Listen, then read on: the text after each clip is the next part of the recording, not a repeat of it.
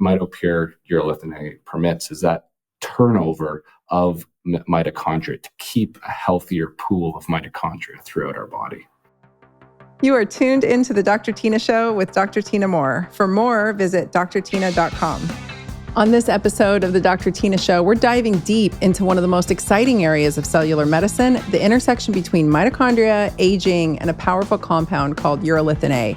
If you've been feeling worn down, inflamed, or like your energy battery just isn't charging the way it used to, then this episode's for you.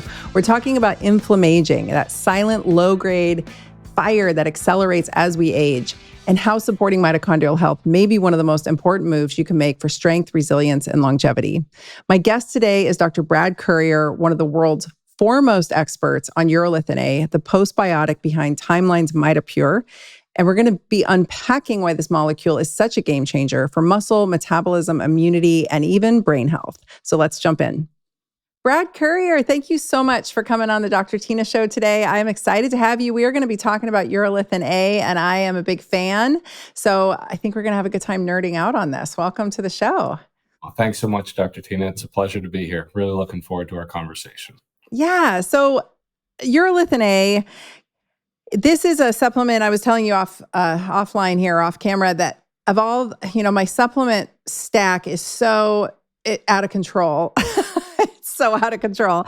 And I kind of hit a wall recently where I just got sick of taking supplements entirely. And I was like, I'm not taking any more pills. But then your product came through, the gummies, the new Urolithin A gummies. And I was like, okay, I can get into this. And so I religiously take my Timeline Urolithin A, and I have my reasons, but I was hoping you could break it all down for us today so that my listeners could really understand the benefits of this specific molecule. What is it? What is Urolithin A? Why is it important? Absolutely. So Urolithin A is a natural molecule. It's what we call a postbiotic. So it's not a prebiotic, it's not a probiotic, it's a postbiotic, which means when we eat certain foods, our gut microbiome, the little bacteria in our digestive system, should transform those nutrients into another molecule. And we call that new transformed molecule a postbiotic. So Urolithin A is a natural molecule. It was discovered actually by studying pigs who ate a lot of acorns, which are high in these polyphenols, as well as populations that eat a lot of pomegranates or other fruits, nuts, and berries. And so Urolithin A is this natural molecule, and it was originally thought to be a waste product by the scientists who kind of found it, just of metabolism. However, when they looked closer at it and what it was doing in some preclinical models, so, worms, animals, looking at things we can do to improve health span and lifespan, they saw it was having remarkable effects. And this is 20 years ago now.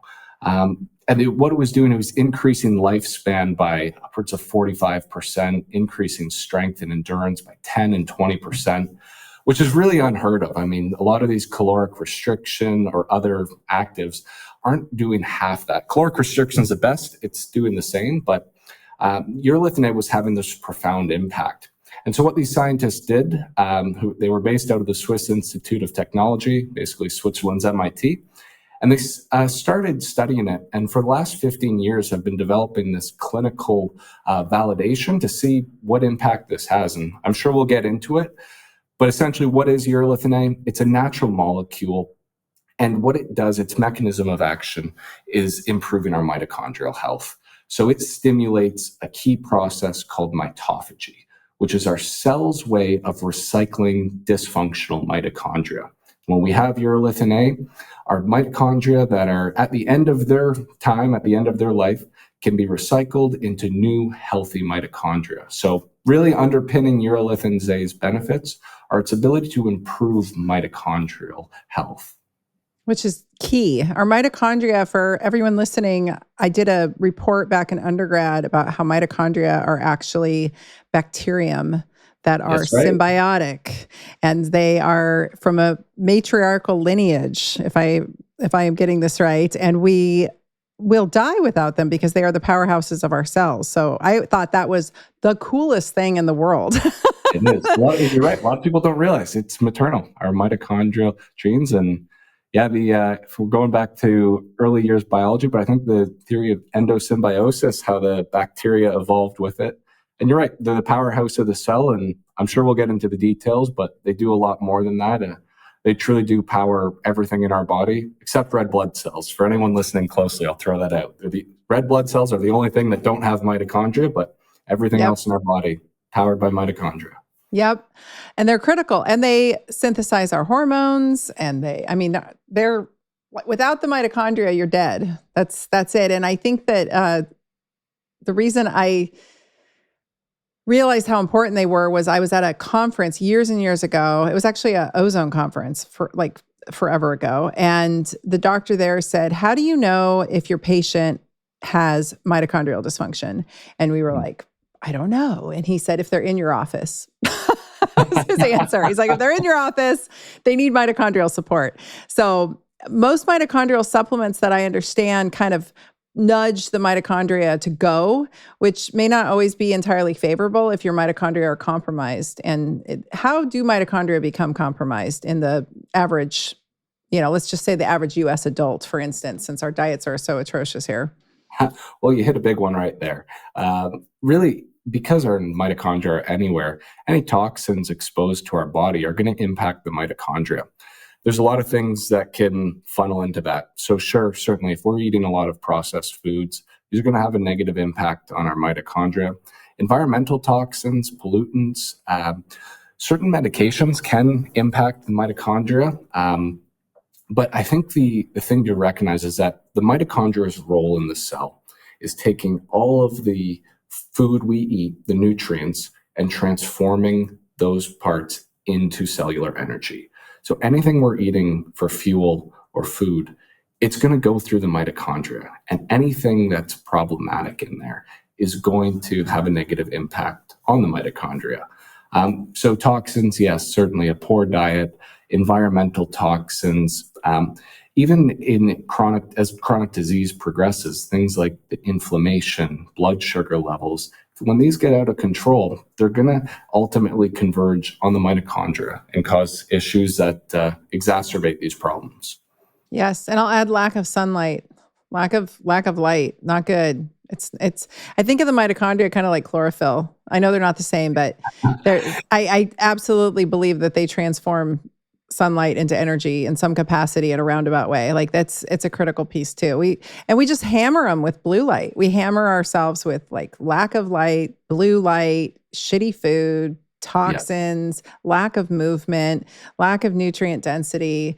It's a pretty complicated system. And I think they're petered out in most people. And like you said, medications, a big one being the fluoroquinolones, which is the class of antibiotics like Levaquin, Cipro, which my generation, we were just doused with Cipro.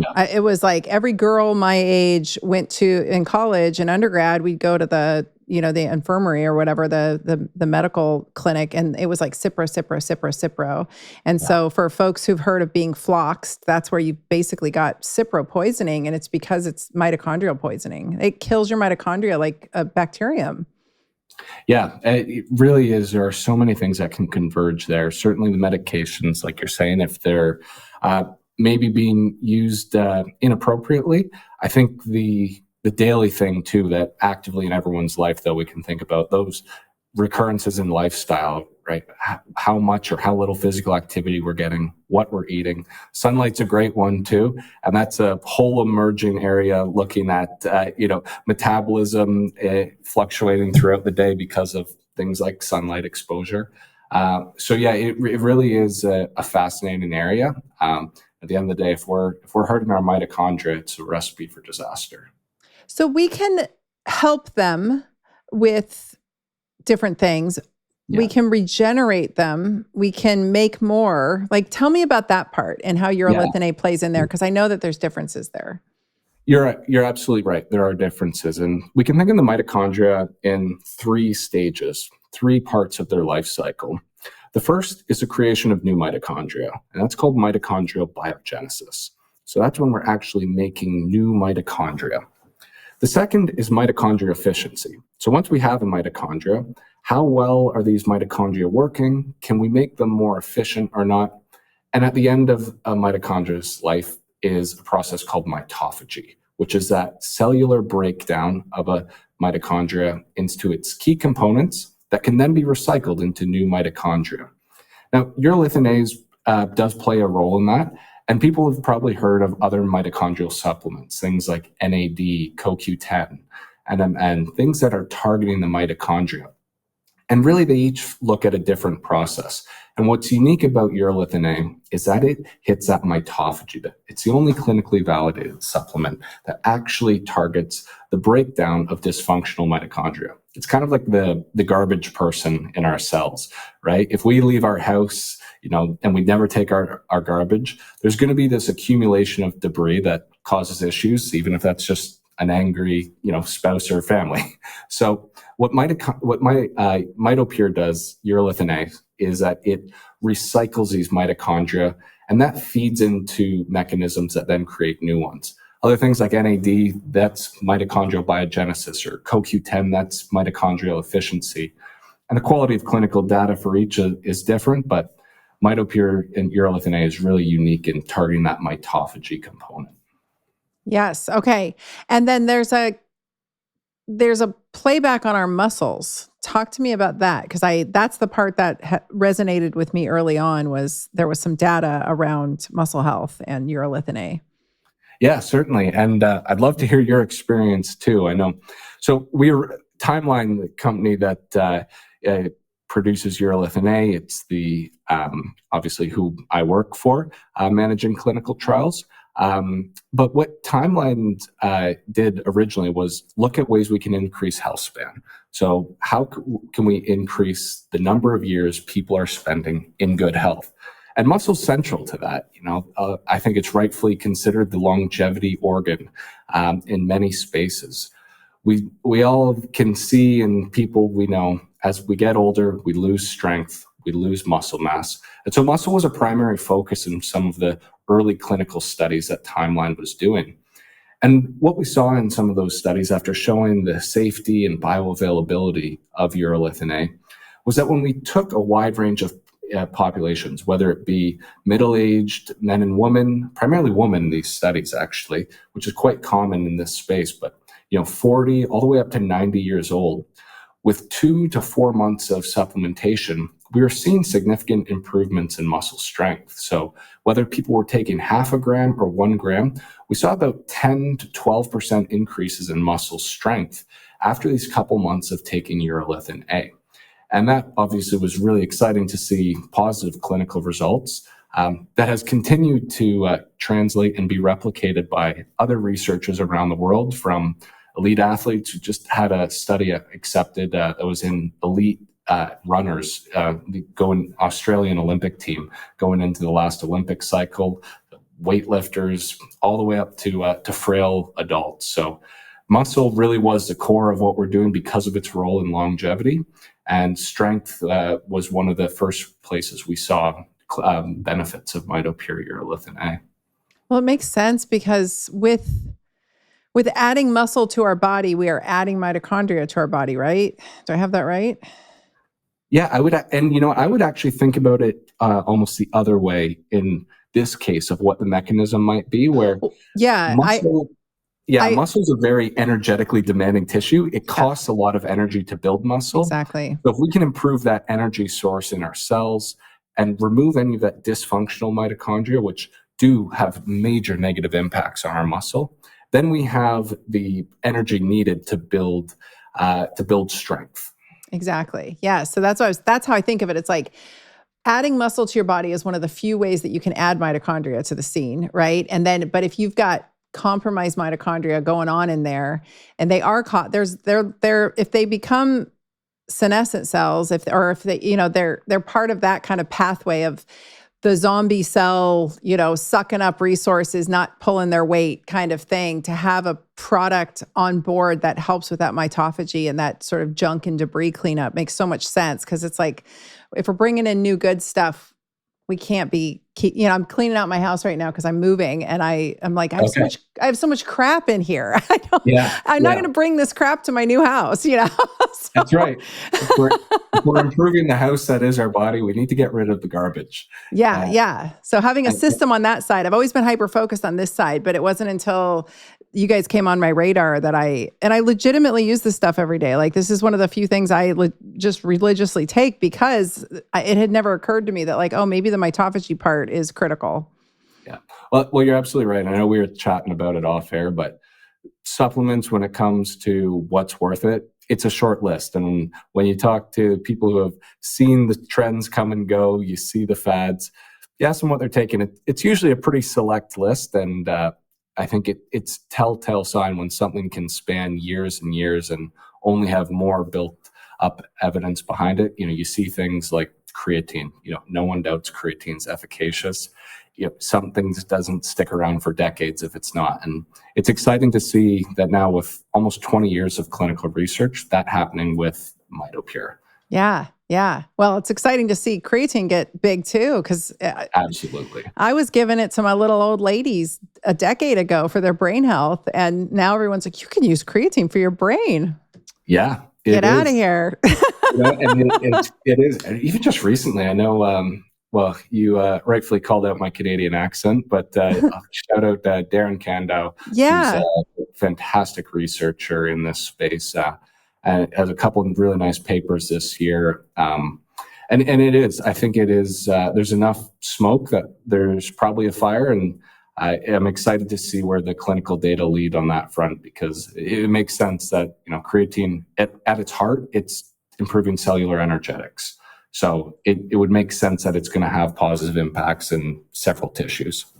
But that brings in this piece again, because I always think of things in terms of pathways. If I'm revving pathways, if I'm asking the body to rev a pathway, I have to provide necessary cofactors. I have to provide the environment for it to thrive. You can't just ask a system to go and hit the gas and not have something on the other side to mitigate it. So this idea of mitophagy, of mitochondrial cleanup, that part made a lot of sense to me, because usually we're throwing the inputs in, we're asking systems to go harder instead of like, what about the tail end of things? and how do we recycle what we have? Exactly. It's a cycle. Exactly that. The life cycle of a mitochondria, you might say, but our body really is just in a constant state of turnover. It's renewal. If we nick our finger while we're cutting our nails, that skin, because it's turning over, can heal. It's the same with everything in our body, whether it be muscle, blood cells. And that's really what my Mitopure Urolithin A permits, is that turnover of mitochondria, to keep a healthier pool of mitochondria throughout our body. Yeah. Yeah. Instead of just hitting the gas all the time. Yeah. Okay. So that kind of brings me to my next thought, which is about this concept that it's a postbiotic. That was also very interesting to me, because my first thought as a naturopathic physician was like, all disease, in my opinion, starts in the gut. Like, we treat the gut first in good naturopathic medicine. And if you don't have the right microbiome on board, you may not even be producing your own urolithin A levels adequately by default, right? Like, have you guys looked into that? I'm sure you have. Like, what's the deal with that? Because people's guts are a wreck in most cases. That's probably putting it lightly. So are we even making our own urolithin A? And that was the other part of like why I diligently supplement this, because my gut's a wreck too, Yeah, well, the short answer is no, people are not making it. Okay. And it is something we've looked at in clinical studies that our team has. And it's a very fair point, because if we know this is a natural compound that comes after eating pomegranates, why don't we just eat a bunch of pomegranates? There's a couple of reasons for that. Pomegranates are great, but what we looked at to figure this out, if we need to supplement with urolithin A or not, was they did a series of clinical studies looking at how many people in our population can produce any amount of urolithin A and how many can produce what we'd consider a clinically meaningful amount. So in these studies, we took 100 people and we had them come in on 2 separate days. On one case, we gave them a glass of pomegranate juice, and on the other day, we gave them urolithin A supplement. And over the course of a few days, we monitored the amount of urolithin A in their blood.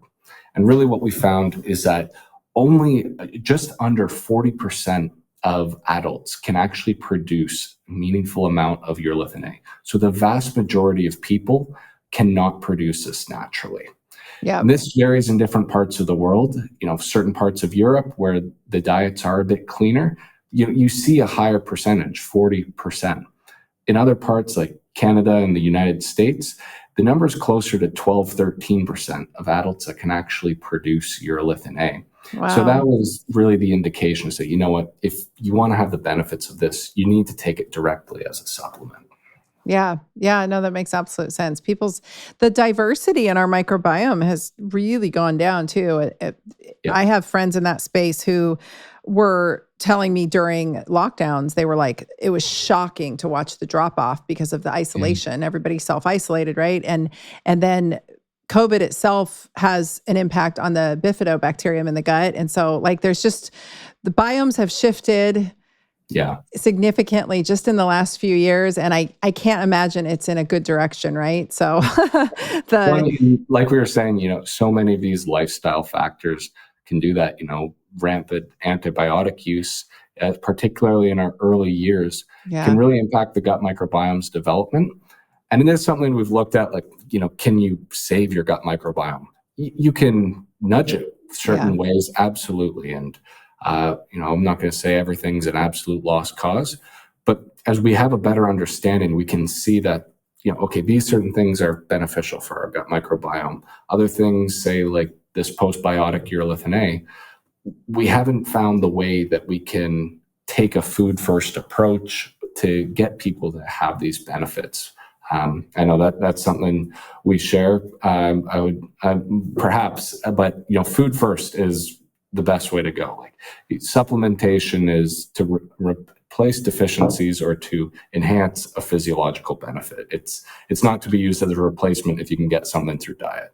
Right, right. But if you eat a diverse diet that's interesting to your gut microbiome, that's how I always think of it, is like my gut wants interesting food so that it can break it down and turn these things out. And this is one of those. That was the first thing that got me interested in it, was the fact that it was a postbiotic. And I was like, that is probably really variable, like you just mentioned. And then the second was the muscle protection, really. What about, so tying that all together, my audience loves when I talk about GLP-1s, and I know a lot of people are here because of that. How can this, well, let me back up.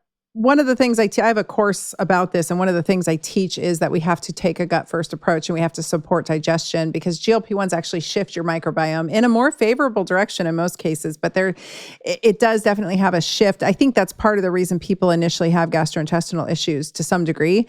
It's not just the mechanism of the GLP-1 slowing gastric motility, but the fact that their gut biome is shifting. And if they're taking a very high dose very fast, that can be a really gnarly shift. And people can have what's called a Herxheimer reaction, for the audience listening, where you basically have a die-off event of your microbiome and it's uncomfortable. So all that to say, I try to make it really comfortable for folks, and digestion is first and foremost. And I'll in fact work on the gut before I'll even offer the GLP-1 in many cases. How can something like Urolithin A work in that capacity and be supportive to somebody on that journey? Yeah, it's a great question, because GLP-1s, they're here to stay. There's a great talk the other day just said this is, the next geroscience breakthrough. And, the GLP-1s are here to stay. So it's something that I'll be fully transparent with you, because we are a science-led company. We haven't done human studies on GLP-1 and urolithin A directly. I think we can look at some of the data that various labs around the world have generated and have an idea of, okay, if we're improving the energetics, muscle loss is a huge issue with some of the early generation GLP-1s particularly. If we can see these benefits when urolithin A is just given to, overweight, and inactive individuals, that's having these benefits on muscle strength, VO2 max, endurance, function.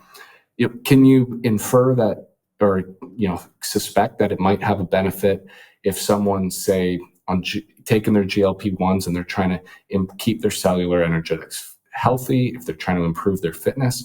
It might. It's just something that we don't have clinical data for, and yet I'll say, we don't have clinical data for. But I certainly think when we're targeting, the muscle and many other tissues at that cellular source, there's reason to think it could have an impact. We just can't say for certain. So more the muscle impact than the gut impact, probably. Yeah, and it's an active area of investigation because the gut, as you would know better than most, is such an interesting field, but very much in its infancy. Just starting to understand its downstream effects on our health, but also what we can do to meaningfully improve our gut microbiome. It's one that I think we're getting closer, but it's something that anecdotally people say, yeah, it helps, but we don't have data to back it up. And I think over time we'll start to have a clear idea of how things like Urolithin A or other lifestyle modifications can ease the use of GLP-1 so people can have those benefits without the issues such as the gut discomfort. Yeah, no, it makes sense. I think it's just so crazy.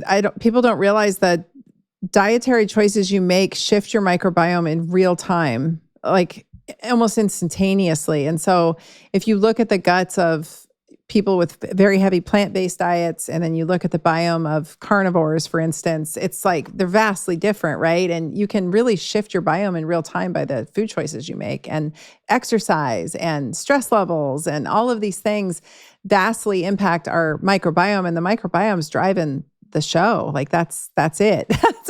That's end game is your microbiome. And so I'm one of those people that got put on antibiotics like right out the chute. I was born and I was sick and I was loaded with antibiotics my entire life. And so that's why I said earlier I have all kinds of gut issues, because there's just no, like, you're the only person I've heard say that fairly.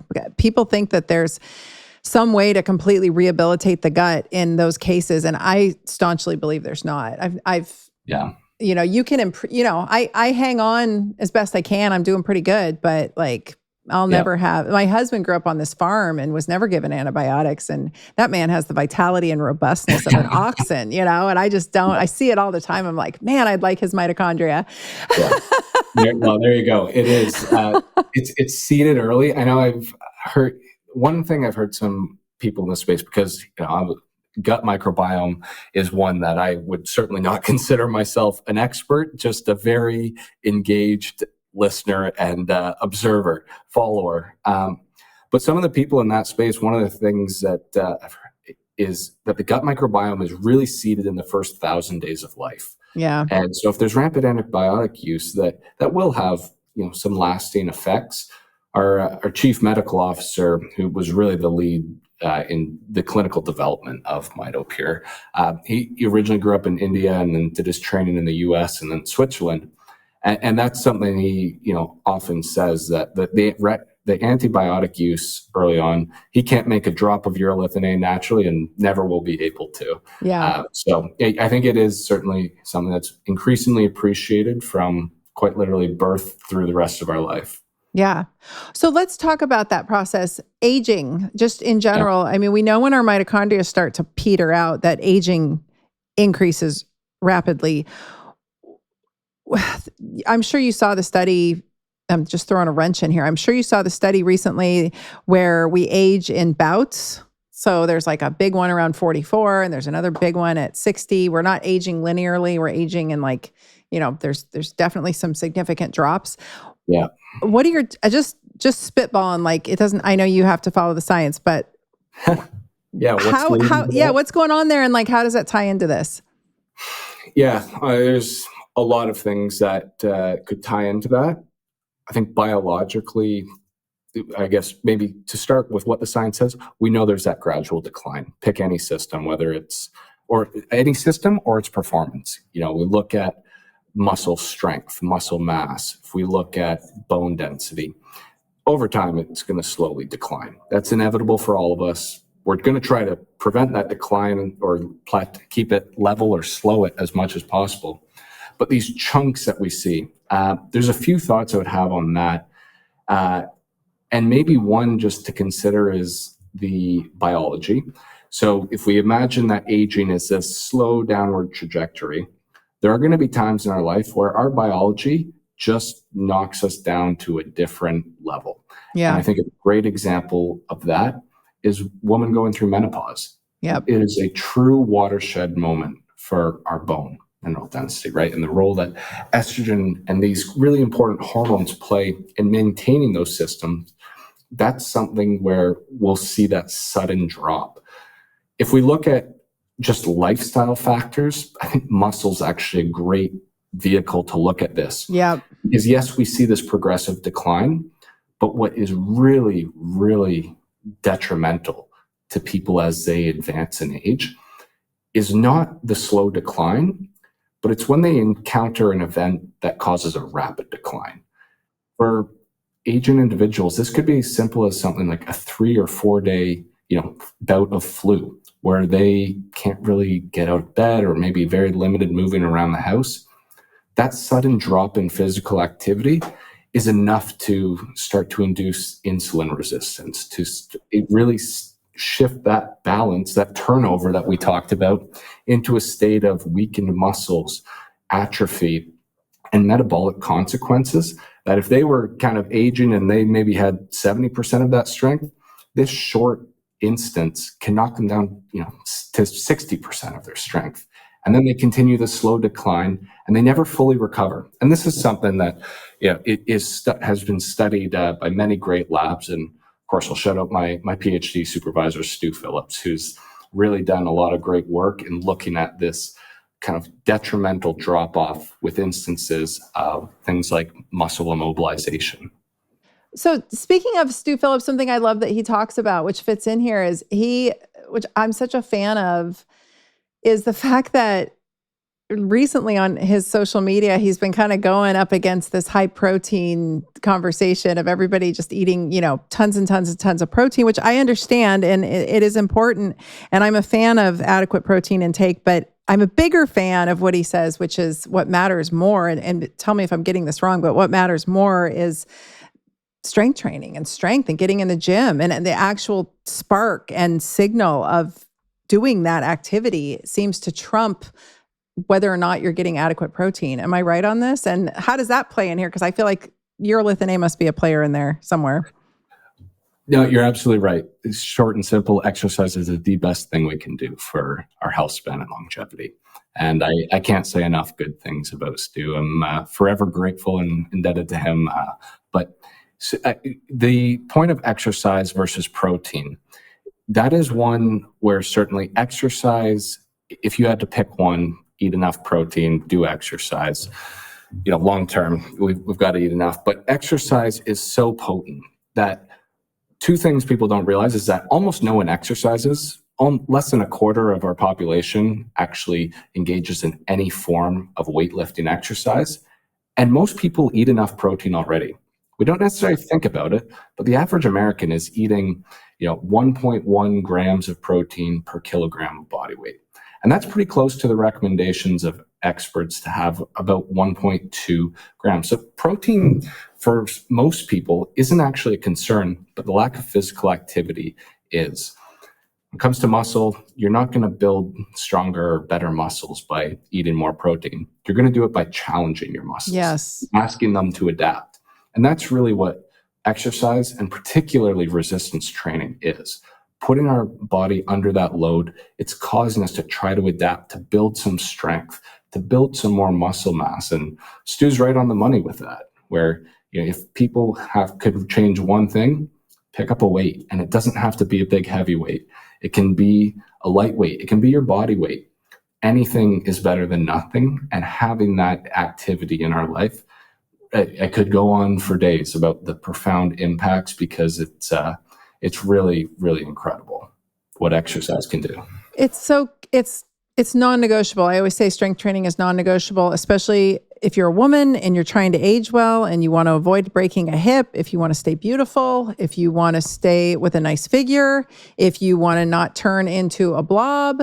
We men too, but ladies, we have to be lifting the weights. And I know my audience hears me. I have been telling people to strength train like back in when I came online in 2016, the big influencer doctors at that time were telling people to go vegan and do yoga. And I was like, deadlift and eat steak.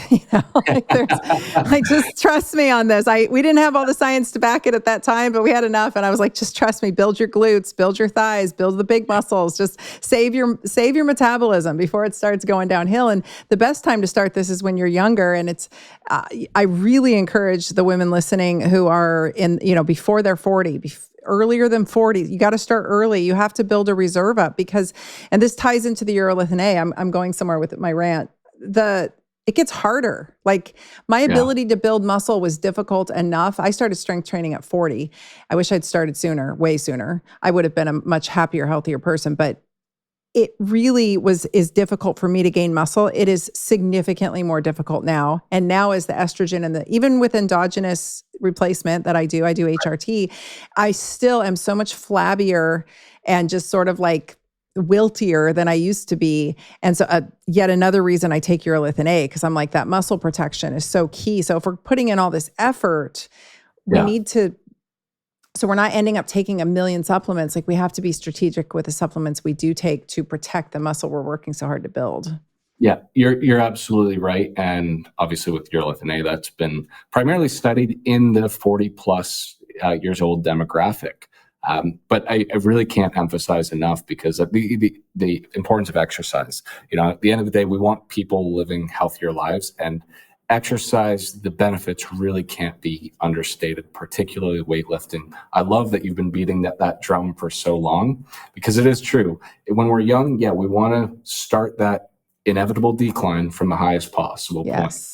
But I would also add too, just for everyone else might be thinking, well, I'm 65 and has the ship sailed for me? It absolutely hasn't. And that is something where, are you going to build a bunch of muscle, get a lot of strength? First of all, no one's going to build muscle. People get concerned about getting bulky. You just said it yourself, particularly females that I've coached and had friends coach. One of the fears is that I'm going to get so big and bulky. It's like, it's really hard to build muscle. I wish. Don't worry. I was just like the older I get, this started happening, and I'm like, what the heck is that? Like, I do too many push-ups for that, but it's a thing. Yeah. So you're not going to get big and bulky just by meeting the exercise guidelines. Yeah. But you can get a lot stronger. And it's one of the most fulfilling things seen, is whether it be clients or even I used to do some training in senior homes where you would work with people, and over a span of a few weeks, they might struggle to get up and out of a chair 2-3 times. A little bit of activity, 4 weeks later, hammering out 30 reps, chair squats, and getting strength is really the ultimate goal when it comes to function. Yes. Strength and power, really. But these are things that you will see massive improvements just by doing that little bit of exercise. And certainly if we have that targeted supplementation approach complementing it, the sky's really the only limit. Strength is far more important than muscle size and muscle mass. And study after study shows for folks as they age. And we have to really define too, it's hard sometimes, because sometimes we're talking apples to oranges. Generally my audience is quite fit, they're quite optimized, and they're looking for that little bit extra advantage to kind of sweeten the deal. And then we have folks like you were mentioning who are, can't get in and out of a chair in an old folks home. There's vastly different humans. And I think that line divides, I'll say clinically, what I've seen. If you haven't gotten your shit together by about 45, it gets real hard. And you can still build muscle, and you can still have a lot of headway, and you can still make progress. But heed me when I say the earlier the better that we start, that we start paying attention to all of this. We don't have to get it perfect, but we got to start that journey. But there is definitely a dividing line in the early 50s. You go to any event, like I go to any event with my husband now, and he's a farmer, so he's not like cut like a gym bro, but he's got great. He's strong. I literally watched him pick up like a 100-year-old giant pole, like a giant pole that was this big around. He just picked it up, put it over his shoulder, walked it across, plopped it in the ground into a hole he drilled in the ground, because we got cattle. And I was like, I'm just watching this like nonchalantly sitting there with my dog. I brought him out some iced tea and I was like, that was the most impressive thing I've ever seen. He just whoop. But all that to say is we look vastly different than our age match cohorts in most cases because the wheels really start falling off. And so protecting that muscle, protecting that mitochondria, protecting what you have with targeted supplementation. So if you're going to be doing the creatine and the essential amino acids and the vitamin D and all the things, we want things that synthesize and work together. And just from what I've looked at with Urolithin A, it really seems to be that like icing on the top. It sweetens the deal and it makes the things we're taking work better is how I kind of explain it to people. Yeah. And like we're saying, the mitochondria are powering almost everything in every cell in our body. And if we're improving the mitochondria health, we're really starting at the cellular source. So everything the mitochondria is powering will have a potential to get better. It is one where, I think that exercise, like when it comes to healthy aging, like there are 5 keys to me. It's like move, be active, spend time with your friends and family. The social component's huge. Eat well, sleep well, and use that targeted supplementation to your advantage. There are very few supplements with clinical evidence. And in my opinion, it's not even close. What mitochondria targeted one, Mitopure, has the best evidence. But it's a short list, right? And lifestyle and these key decisions can really have a profound impact.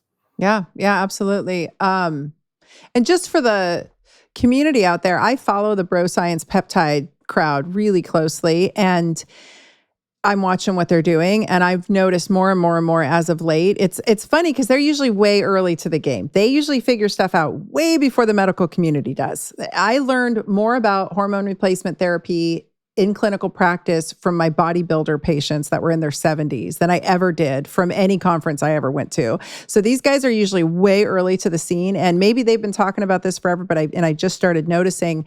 But Urolithin A has been put into every stack. So every stack generally has something for metabolic health. So usually that's one of the GLP-1s, one of those, like the new sweetheart on the scene is retatrutide. That's in phase 3 trials. One of them will be some kind of mitochondrial support. So we've got, peptides that I can't really talk about because they're not available via prescription, and I can only talk about things I can prescribe. But there's different mitochondrial supplementations that they're talking about through the gray market, and then they always stack it with Urolithin A. That's because that it makes sense because I'm guessing my theory is that we're talking mitochondrial. They're stoking mitochondria, so they need something to clean up, right? And then they're stoking metabolism, and which is going to tax the mitochondria to do its job efficiently. So we need something for cleanup. So it seems like Urolithin A would be an appropriate part of virtually any stack when I think about how they work together. Yeah, you're absolutely right. I mean, Mitopure Urolithin A is the only clinically validated nutrient targeting that mitophagy, that mitochondrial recycling. And in the gym bro space, we actually did just have a study published last year. We weren't involved in it. It was one of the top sports scientists based over in China, and he had very well trained weightlifters. These are young, healthy. In this case, it was males that had over 4 years of resistance training experience, heavy training for multiple years. And just by having Urolithin A, and they improved their strength and their muscle endurance. So reps to fatigue performance with just 8 weeks of supplementation. Nice. Significant improvements. So I suspect that, we are led by the science, but the science also makes a lot of noise in the market. And I wouldn't be shocked if, some of that crowd is at least picking up on that data and recognizing it's got some impact for the weightlifters too. Nice. That's awesome. That's good to hear. Man, I always think about guys, when I see young men who are just not healthy and not taking care of themselves, and women too, but men especially, because at 25, 30 years old, you've got the advantage of just copious amounts of testosterone. Do something with it. It is so expensive on this side. It is so expensive as a 50-year-old woman to even just maintain what I'm trying to keep put together, and it's not, I'm nowhere near perfect by any means, but who is? Not either. But what an effort it becomes. And if you're young and listening to this, which I do have a lot of young listeners, get your game on now. You have every advantage. Your stem cells are working, your senescent cells aren't really taking over, your mitochondria hopefully are working. Like, go for it, like really build that health house up, because on this end, it's like peptides, hormones, and supplements just to keep the engine revving. Climb the highest mountain you can, get as high as you can, and then really just take your time walking down the mountain. Slow it as much as you can. It goes to your point, right? Where earlier, kind of how you're saying it's easier and I preferably you start as early as possible. It's like investing, right? If you can start saving for retirement at 22 and you can start at 72. One's preferred. It's never too late. You're not going to regret. Whenever you decide to start, you will not regret it. But the earlier you start, it's more runway. Yeah. I took terrible care of myself in my 20s. I was absolutely a disaster. I was chain smoking. I was a mac and cheeseitarian. I ate no protein.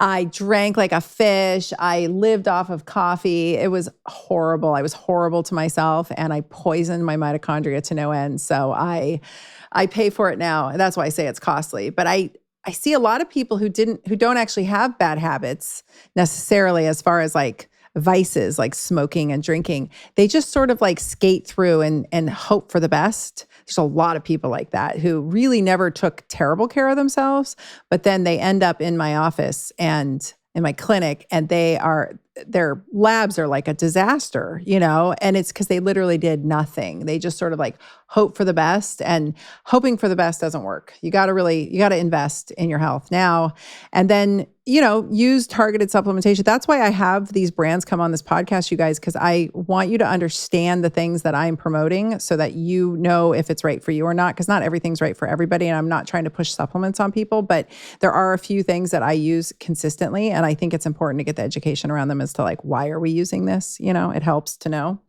So anywho, that's my rant. What else? What else have we not covered that you want to make sure that the audience knows? Yeah, I think maybe if to just cover, maybe more so extend on something we were chatting about. Obviously, Mitopure, it's the one clinically proven supplement that improves mitophagy and mitochondrial health, has these awesome benefits for muscle.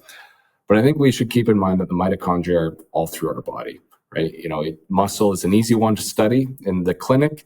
It's great because we can see how strong someone's leg is. We can take biopsy samples. We can really see what's going on at that mechanistic level to understand what the effect of something is.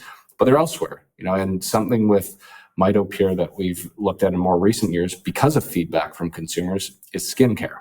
And that's something that it's not always intuitive. Like, okay, so you have this nutritional supplement and skincare. How does that work? Well, it's because we're really targeting this at the cellular source, the mitochondria. And as we were doing these trials, showing improved muscle strength, improved mitochondrial health in this wide range of populations, and a lot of people saying, I'm stronger, feeling good, my skin looks better. We thought, okay, that's interesting. What might be going on there? Partnered with some top dermatologists, formulated Mitopure into topical creams, and now we've got almost 10 clinical trials ongoing or completed in skin alone, and looking at these topical applications, showing significant improvements in collagen production, reduced wrinkle depth, increased hydration. And it's really a neat area that if people are interested in Mitopure and timelines, I would definitely look at some of those. There's a lot of exciting stuff happening on the skin side as well as the nutrition side. Yeah, you guys have a serum that I use and a moisturizer, I believe it is, that I'm using. I just smear it all on. Yeah, I'm desperate at this point. I can honestly tell you, skincare has been something I have done nothing but neglect for my, with all decades of my life until recently, as I've learned and probably given it more what it's due. But yeah, the serum, the day cream, night cream, eye cream's the most recent one. Oh, nice. All like anything from Timeline, if it's not proven in clinical studies, we're not selling it. So. It's nice. It's nice products. I did not take care of my skin at all, ever. People always say like, oh, you have great skin. I'm like, I think that's good lighting because I have no idea. I have like Dr. Bronner's has been, I always get requests on my Instagram, like, what's your skincare routine? And I'm like, I don't have one, but I definitely smear I take the Mitopure, I smear the Mitopure on. I'm like over here going, come on, collagen, give me what you got. Because it's all starting to droop. No, I love that. And I think I wanted to ask you about immune health. I know that it's important for immune health too. And that's a big piece of this. So talk about mitochondria and immune health and how that ties together. Yeah, absolutely. So immunity is really a cornerstone of aging. Like everything, immune cells are powered by mitochondria. People might have heard of inflammaging, or this chronic low-grade inflammation that accumulates with advancing age. And what's beginning to be better understood is how the mitochondria dysfunction is actually underpinning a lot of these issues we see with the immune system and inflammation as we get older. So this is one we actually just, it's accepted now, will be published any week now, but a randomized trial looking at middle-aged adults who were taking Mitopure, and it was led by a brilliant physician named Dominique Denk, who's now doing a postdoc out in University of California, San Diego, I think. But really, he did this deep dive into these middle-aged, average adults taking Mitopure and looking at what it was doing to every single type of immune cell in their body. And what was really neat we saw in that is that the inflammaging was reduced. So this chronic low-grade inflammation reduced across the board in people taking Mitopure. But almost more excitingly, we think of older adults, they don't respond as well to things like vaccines or new toxins. This is the immune aging where we don't respond well to new unrecognized toxins as we get older, these pathogens. And what we saw in this is that the cells responsible for addressing these toxins, CD8 T cells, were significantly improved, and it was underpinned by improved mitochondrial function. So this is data that will be published any day now, and will be presented over the coming years at conferences. But it's a really exciting area where immune is a cornerstone of aging. A lot of it's underpinned by the mitochondria. And there's some really great data showing that with Mitopure, we're able to have these beneficial impacts on lowering inflammation and improving the immune cell vitality as we get older. That's huge. That's huge. I talk about inflammaging a lot, and it's kind of like this, we can't avoid it. I mean, we can make everything better through good lifestyle, but like it is coming, and our immune systems are not going to be as robust of responders as we get older, and we will, just by default of aging, become more inflamed. And so that's huge. Yeah. Having this clinical data of that immune fatigue, immune aging being revived, that immune revival with Mitopure, it's in my opinion, some of the most exciting data on just nutrition and aging alone, period. And the reason this is important is because, like we saw with COVID, the first part of the immune system, the innate immune system, if it is petered out and trashed, which most people's are, especially as they get older, and for those suffering with obesity and other conditions, diabetes, they're going to have this sort of like subpar innate response. And that lets the invader in, right? That's like the guards of the castle are missing. And so now the invader's in the house, and then it starts replicating, and as a virus, it starts going. And then by the time the adaptive immune system figures out what the heck is going on, it starts throwing grenades. And that's that cytokine meltdown that doctors really can't stop. And so we don't want that to happen. We need a robust first guard. And so that immune aging that we're talking about, that inflammaging, is where we're losing that. And that's such a critical piece. We do not want it to get to the point where the adaptive immune system comes in and like all hell breaks loose, right? And then you get a subpar adaptive memory. So like the immune system doesn't remember well of what it was supposed to guard against in the first place. The whole thing's a mess. And so we can do things like keep our body weight low, keep our muscle up, all the things I preach, but that's a big piece of it. And so our mitochondrial health is a huge piece of this. Yeah, no, you're absolutely right. And with muscle too, that's some interesting data. Obviously, we're both exercise, nutrition backgrounds, but even just lower incidence of illness, infection by exercising regularly. Like exercise is the forgiver of many sins, and it in many ways is beneficial, but really neat to see that this targeted supplementation with Mitopure has this profound effect on immune health. Yeah, that's awesome. Cool. Okay. Well, I feel like we covered the gamut, and I'm excited that people get to hear about this because I've been promoting this for like 2 years, and I often get asked like, what is Urolithin A? And I refer them back to the muscle study, but obviously we've just covered much more than that. Yeah, So there's a couple dozen studies now. And you mentioned it's the gummy that you like, right? That's what brought you in. I think I just needed a different delivery. You guys have great packets too. You've got these nice little I don't know if you still have them, but I've got some packets that I travel with. So it makes like like a cherry flavored type drink. That's delicious too. I'm just looking for your unique and elegant ways to get things into me that aren't pills. And you guys really deliver a lot of options. Yeah, well, it is. There's the soft gel, of course, the powder, and the gummy. Gummies, my fiance's personal favorite. The same thing. It excites her to take it. For me, I just take the soft gel with my multivitamin each morning. But yeah, a vehicle for whatever the preferences are, all clinically tested to be equivalent, just as effective. Nice. Good to know. And then I smear it all over with the topicals. I smear all over the cosmetic line you have. So that was the first thing when I was introduced to your company. I was like, can I have some serum? Because I was just getting into serums. And I'll tell the truth. I've spent a lot of money on serums over the past couple of years trying to figure out what my skincare routine is. And I really like the Mitopure product because I don't even think it has a scent. I'm pretty sensitive to scents. It's very lightly scented. It's not heavy. A lot of these products are just like way too much for me, so it's clean. It's just a nice, clean, simple topical. It is just, we're looking for things that work and that we enjoy using. So that's what we aim to have. Definitely, I'll make sure that whenever we link up conferences, whenever we're crossing paths, I'll have some serum for you. Okay. So we can get some sent over too if you need any in the meantime. We just need it to lift. Lift it all up. All right. Well, you guys, if you are interested in trying Timeline, any of these awesome Mitopure products, you can head to timeline.com/drtyna. And if you use my name, drtyna, DRTYNA, at checkout, you'll get 20% off.